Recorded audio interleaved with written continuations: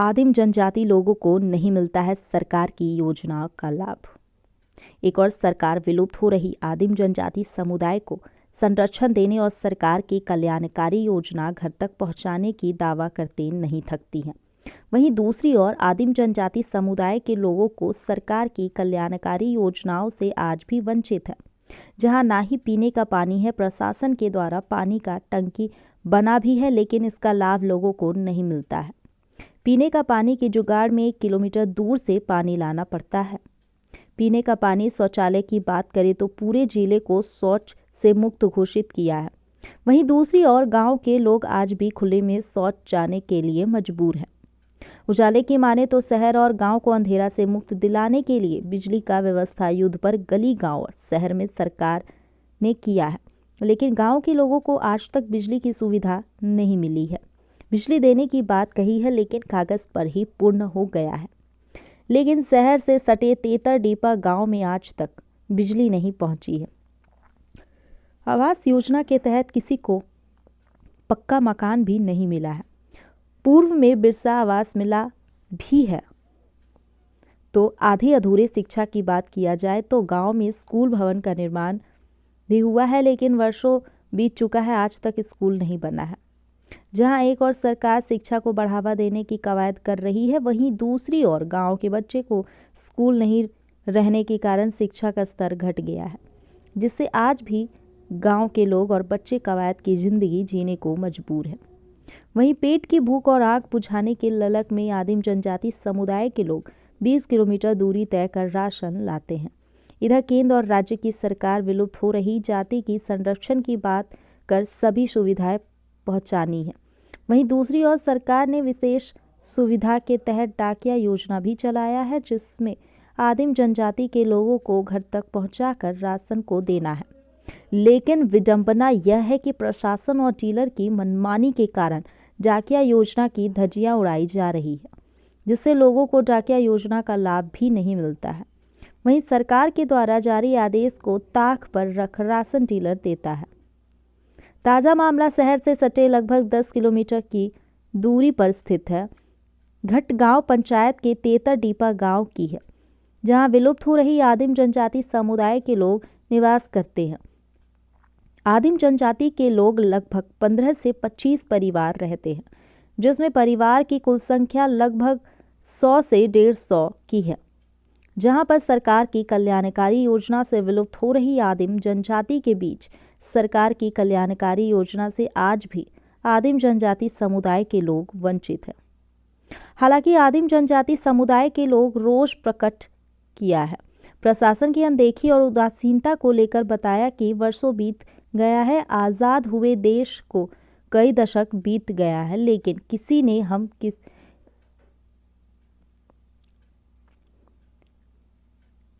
किसी ने हमसे हाल जानने की कोशिश नहीं की। इसका सूद किसी ने नहीं लिया।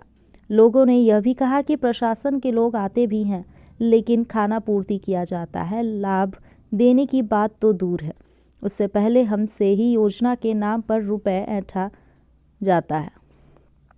इधर गांव की समस्या की सूचना पर शहर के वरिष्ठ नागरिक सामाजिक कार्यकर्ता संतोष कुमार और मिशन बदलाव की टीम के प्रेम कश्यप ने गांव का दौरा किया, लोगों से मिलकर हालचाल पूछा और गांव की समस्याओं से रूबरू हुए, जिसके बाद गांव का भ्रमण कर गांव का जायजा लिया। इस कड़ी में संतोष कुमार ने सरकार और प्रशासन को आड़े हाथ लिया है और कहा है कि गांव में आज तक सरकार की कल्याणकारी योजना नहीं पहुंची है।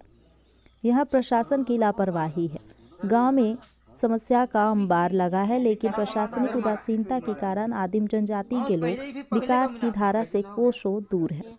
सरकार और प्रशासन विकास की दावा करती है, लेकिन धरातल पर देखा जाए तो विकास कागज पर भी नहीं दिखता है, जिससे लोग आज भी कवायद की जिंदगी जीने को मजबूर हैं।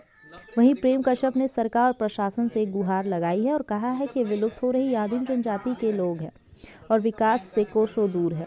जल्द से जल्द गांव का विकास करने की बात कही है, नहीं तो आंदोलन करने की चेतावनी भी दिया गया है। बहरहाल जो भी हो, शहर से सटे गांव में विकास नहीं पहुंचाना यह बड़ा सवाल है। वहीं दूसरी तरफ विकास के नाम पर सरकारी रुपए का बंदरबाट किया जाना, अधिकारी और बिचौलियों को मिली भगत से जब शहर में विकास नहीं हुआ तो सुदूरवर्ती गांव विकास की धार कैसे पहुंचेगी, या शासन और सुशासन पर बड़ा सवाल खड़ा करता है। सरकार को गंभीरता से गांव की समस्या पर पहल करने की जरूरत है।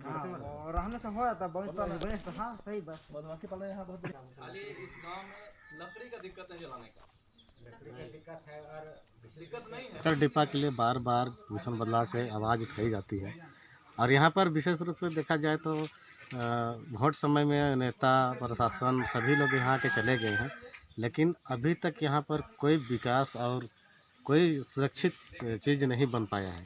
इसलिए मैं तो मांग यही करूँगा कि ये लोग कोरवा जाति लोग चाहे असुर लोग, जो ये क्या कहते हैं उसको, ये लोग लुप्त जनजाति लोग हैं और इन लोग को प्रशासन बहुत ज़्यादा ध्यान देती है, लेकिन अभी तक यहाँ पर कोई मतलब यहाँ पर विकास का कोई चीज़ नहीं है। जैसे देखा जाए कि बाथरूम भी नहीं है, पानी का दिक्कत है, बच्ची लोग के लिए बाथरूम का दिक्कत है, उसके अलावा रोड का भी दिक्कत है।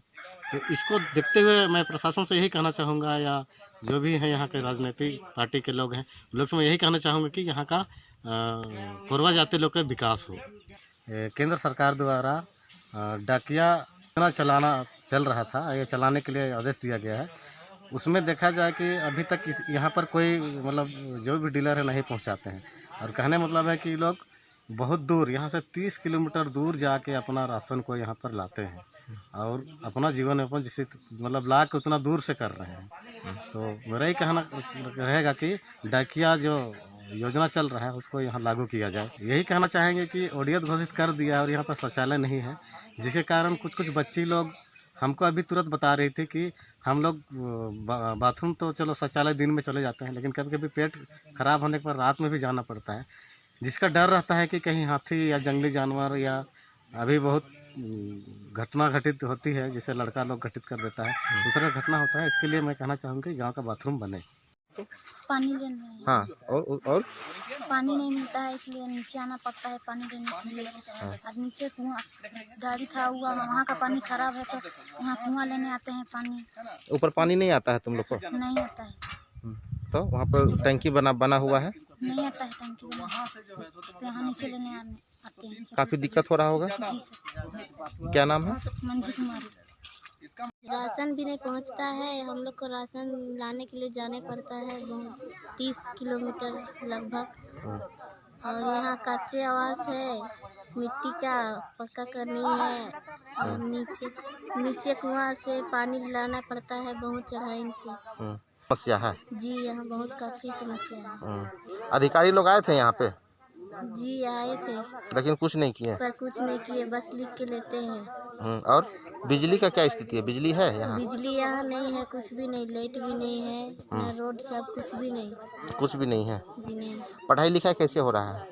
पढ़ाई चल रहे हैं, जैसे भी सुखा सल बैटरा सब से लगा के लाइट बार के पढ़ते हैं जैसे भी। अच्छा, बताओ तुम्हें शौचालय में क्या प्रॉब्लम है? शौचालय की क्या दिक्कत हो रही यहाँ है? शौचालय भी नहीं बना है, आए थे फिर लिख के ले गए पर भी नहीं देते हैं। और यहाँ रात को खुले स्थान में जाना पड़ता है शौचालय करने के लिए, और बहुत डर भी लगता है, कहे कि जंगली जानवर सब भी रात को आता है, सांप जो भी लड़का सब डर रहता है बहुत, और खुले स्थान में जाना पड़ता है, तो क्या कर सकते हैं। मांग ये कर रहे कि जो सुविधा है सरकार से वो दे दे।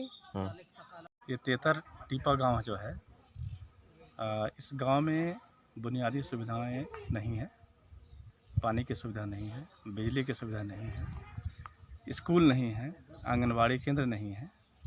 इसके अलावा सरकार की जो कल्याणकारी योजनाएं हैं, उन योजनाओं से भी यहाँ के ग्रामीण आच्छादित नहीं हैं। ये बहुत ही दुर्भाग्य की बात है कि जहाँ सरकार विकास की बात करती है, वहीं सुदूरवर्ती गांव के ग्रामीण विकास योजनाओं से बिल्कुल महरूम हो जाते हैं। इस गांव में सरकार द्वारा जो वनाधिकार अधिनियम को लागू किया गया है, इस योजना से वैसे लोग, वैसे ग्रामीण जो जिनके पूर्वज 3 पीढ़ी से वन भूमि पर खेती कर रहे हैं, वैसे लोगों को वन भूमि का पट्टा देना है। इस गांव में आने के बाद यह दिखता है कि यहाँ भी काफ़ी संख्या में लोग रहते हैं और कई वर्षों से वन भूमि पर खेती बाड़ी करते हैं, लेकिन इस पर भी कोई कार्य इस गांव में नहीं हुआ है। प्रशासनिक उदासीनता की बात है। प्रशासन जो है सो ऐसे गांवों को बिल्कुल छोड़ दिया है, या इन गांवों पर कोई विकास के लिए किसी प्रकार की रुचि नहीं है उनमें। सरकार केवल यह दिखाता है कि सड़क के किनारे जो है सो भवन बना दो, विकास के कुछ काम कर दो, और उसको मॉडल के रूप में जो है सो 100 पीस बना दिया जाता है।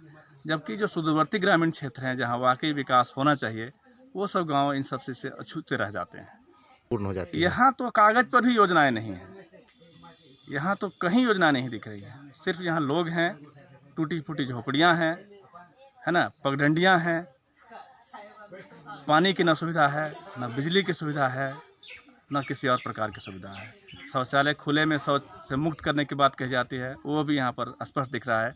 यहाँ जो बच्चियाँ हैं जो स्कूलों में पढ़ती हैं, आवासीय विद्यालय में पढ़ती हैं, उनको कोई स्कूल में कोई दिक्कत नहीं, लेकिन जब गांव आती हैं तो उनको दिक्कत होती है, उनको खुले में शौच ले जाना पड़ता है। इससे बड़ा और क्या दुर्भाग्य की बात हो सकती है। सुविधा नहीं है, और बिजली का पढ़ाई लिखाई करने के लिए कुछ सुविधा भी नहीं है, बिजली लाइट सब नहीं है, फिर शौचालय भी नहीं है। शौचालय के लिए हम लोग बाहर जाते हैं, और कभी कभी रात में बाहर जाते हैं तो जंगली जानवर सब की उसका भी डर रहता है, इसलिए फिर राशन मिलता है पर 25-30 किलोमीटर जाना पड़ता है लाने के लिए। फिर टंकी है गांव में, पर अच्छा से है, पर उसमें अच्छा से पानी नहीं आता है। धूप होने पर पानी आता है, फिर कभी आबे नहीं करता, इसलिए हम लोग नीचे कुआं से पानी लाते हैं। कितना दूर जाके पानी लाती है? 1 किलोमीटर पानी लाने जाते हैं, गड्ढा से लाते हैं, वहाँ कुआं से घर लाते हैं। फिर यहाँ गांव में तो स्कूल बना है, पर पूरा नहीं हुआ है इसमें का स्कूल। और यहाँ पे वही सुविधा नहीं है, बिजली, पानी, यही सब का प्रॉब्लम है ज़्यादा। शौचालय नहीं।